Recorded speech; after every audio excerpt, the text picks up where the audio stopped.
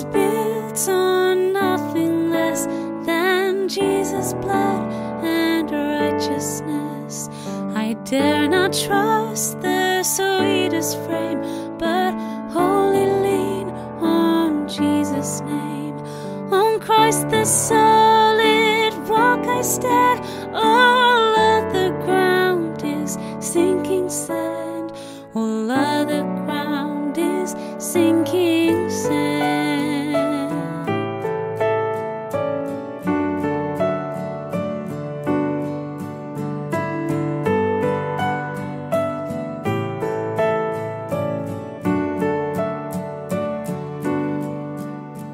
When darkness seems to hide his face, I rest on his unchanging grace.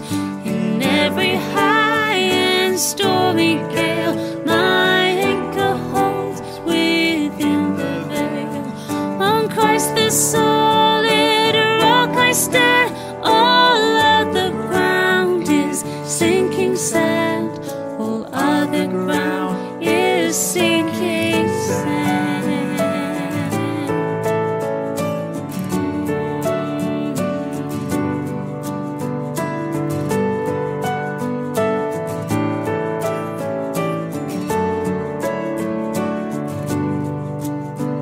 His oath, his covenant, his blood support me in the whelming flood.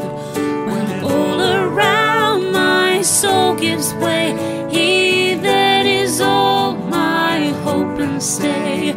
On Christ the solid rock I stand, all other ground is sinking sand. All other ground is sinking sand. When he shall come with trumpet sound, oh, may I then in him be found, dressed in his righteousness alone, faultless to stand before the throne. On Christ the solid rock I stand, all other ground is sinking sand. On Christ the solid rock I stand, all other ground is sinking sand. All other ground is sinking sand. On Christ I stand.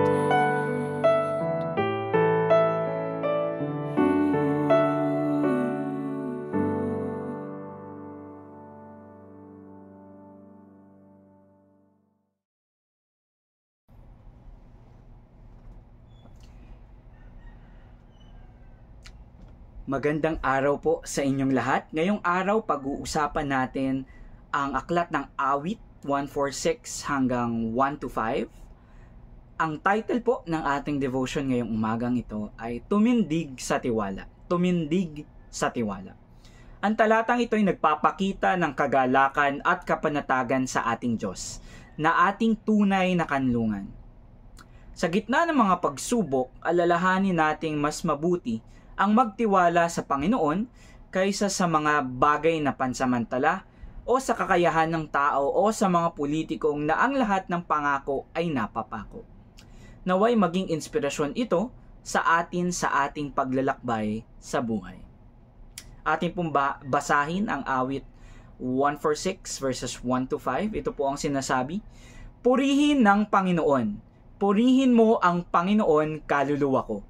Huwag kang aasa sa mga prinsipe, ni sa anak ng tao na walang kaligtasan.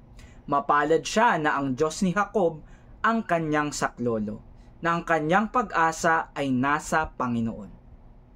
Dito, pinapaalala sa atin na ang tunay na kasiguraduhan at kaligtasan ay hindi matatagpuan sa mga tao o sa mga bagay sa mundong ito. Hindi kayang ibigay ng kahit sino ang kahit anong makalupa ang seguridad na naibibigay ng Diyos. Ipinapakita rin dito na ang Diyos ni Jacob o ang Diyos ng mga patriarka ay tapat sa kanyang mga pangako at laging nandyan upang tulungan ang mga nagtitiwala sa Kanya. Ngayong alam na natin ang mga kahalagahan ng pagtitiwala sa Diyos, maaari nating isabuhay ang mensaheng ito sa 3 hakbang. Una, pagsusuri sa ating sariling pagtitiwala. Itanong natin sa ating sarili, saan ko madalas ilagak ang aking pag-asa? Minsan, umaasa tayo sa mga lider o sa mga politiko na sa kasamaang palad ay maaaring may sariling interes na di laging para sa kabutihan ng nakararami. Halimbawa, sa mga kontrobersya ng drug war sa Pilipinas, katulad sa ating mga napapanood sa balita, umamin na si dating Pangulong Duterte na mayroong Davao Death Squad na inuutos niya na i-provoke ng mga pulis ang mga suspects para manlaban. At napatunayan din na hindi totoo ang lahat ng mga akusasyon laban kay Senadora Laila de Lima na ginawa lamang upang maiwasan ang pag-iimbestiga sa drug war noon. Marami ang naniwala sa mga maling pamamalakad na ito at naging mga panatiko pa. Ngunit sa huli at sa ating napapatunayan sa ngayon, marami ang nalinlang sa pangakong 3 to 6 months ni Duterte. Kaya't napakahalaga na maisapuso natin na ang Diyos lamang ang makapagliligtas sa atin mula sa mga pansamantalang kaguluhan ng mundo. Minsan, inaasa din natin ang ating kasiyahan sa mga bagay na pansamantala, gaya ng pag-asang ma-promote, pagkuha ng mataas na marka, o pagkakaroon ng maraming kaibigan. Bagamat mahalaga ang lahat ng ito, pinapaalalahanan tayo ng Diyos na ang tunay na kapanatagan ay matatagpuan lamang sa Kanya. Maaaring magsimula tayo sa pagsusulat ng mga bagay na inaasahan natin. Pagkatapos, itanong natin, alin dito ang pwedeng mawala? Sino ang hindi magbabago? At syempre, iyon ang Panginoon. Ikalawa, pagsasanay ng pagtitiwala sa araw-araw.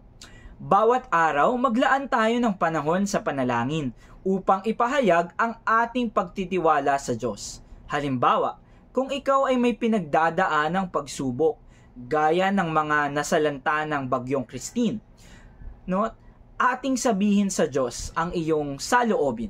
Sabihin natin sa Kanya ang lahat na laman ng ating puso. Ipagkatiwala natin ito sa Kanya at hilingin ang lakas at karunungan upang malampasan ang mga pagsubok na ito. Maaari nating sabihin sa panalangin, Panginoon, alam ko po na mas alam mo ang mabuti para sa akin. Nais kong ipaubaya sa iyo ang lahat ng ito. Habang nasasanay tayong magtiwala sa Diyos araw-araw, mas lalalim ang ating pag-ibig at relasyon sa Kanya. Ikatlo at panghuli, pagpapalakas ng pananampalataya sa pamamagitan ng komunidad. Mahalaga ring may makasama tayong mga tao sa ating paglalakbay na makapagpapaalala sa atin ng kabutihan ng Diyos. Maghanap ng mga kaibigan, pamilya, o maging sa mga taong simbahan na maaari nating kapitan sa panahon ng kahirapan. Maaari tayong sumali sa mga Bible study, online prayer groups, or care groups na makakatulong sa atin na palakasin ang ating pananampalataya. Kung may kakilala tayong dumaranas din ng pagsubok, maging kasama tayo sa panalangin at bigyang paalala natin sila na ang Diyos ang tangi nating pag-asa. Kaya tunay pong nakagagalak na ating sinelebrate ang ating 124th year church anniversary. Tunay ngang buhay na buhay ang spirit of community sa ating simbahan. At sa ating pagtatapos ngayong umagang ito, mabuti na mayroon pa rin tayong mga pinuno na lumilitaw lalo na sa mga difficult times. Mabuti na mayroon pa rin tayong mga taong maaasahan na hindi kailangan ng posisyon upang makapaglingkod sa bayan. Mabuti na mayroon pa rin tayong mga kapwa natin na hindi lang sumasakay ng helicopter para ituro ang baha, o pumupunta sa concert ni Taylor Swift tuwing may sakuna.